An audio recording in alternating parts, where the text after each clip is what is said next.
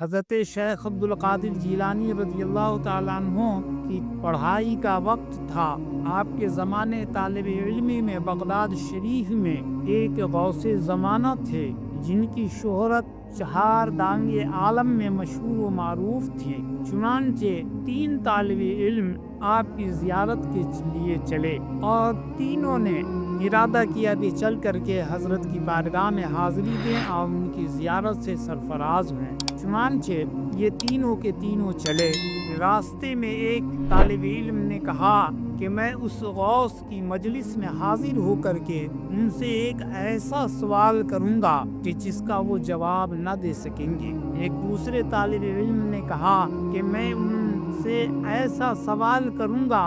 جس کا وہ جواب نہ دے سکیں گے اور حیران و پریشان رہ جائیں گے۔ حضور غوث اعظم شیخ عبد القادر جیلانی رحمۃ اللہ تعالی علیہ نے فرمایا کہ میں تو ان کی بارگاہ میں مؤدبانہ حاضر ہوں گا اور میں ان کی نگاہ توجہ کا خواہش مند رہوں گا کہ ان کی نگاہ توجہ مجھ پر ہو اور میرا قلب و دماغ ان کے فیضان سے سرفراز ہو جائے۔ یہ تینوں اپنے اپنے خیالات لے کر کے اس غوث وقت کے بارگاہ میں حاضر ہوئے۔ اللہ کے اس ولی نے تینوں کے سوالات کا جواب ان کے بتائے بغیر دینا شروع کیا اور کہا، اے فلاں، تو نے یہ سوچ کر حاضری دی ہے کہ تو مجھ سے ایسا سوال کرے گا جس کا میں جواب نہ دے سکوں گا۔ سن، تیرا یہ سوال ہے اور اس کا یہ جواب ہے۔ ایک دوسرے طالب علم سے فرمایا کہ تیرا یہ سوال ہے اور تیرا یہ خیال تھا کہ میں تیرا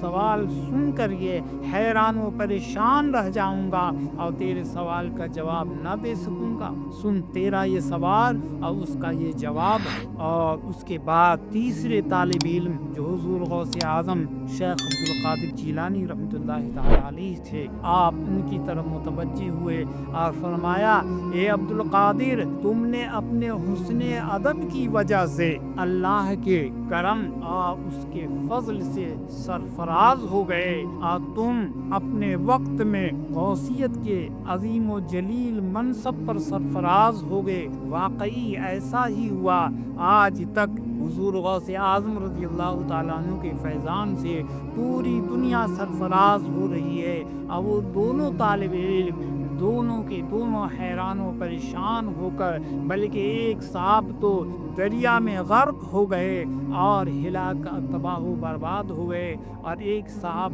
ایسے ہوئے کہ جو علم میں اتنے پائے کو پہنچے، اتنے بڑے رتبے کو پہنچے، اور پھر اس کے بعد ان کا مناظرہ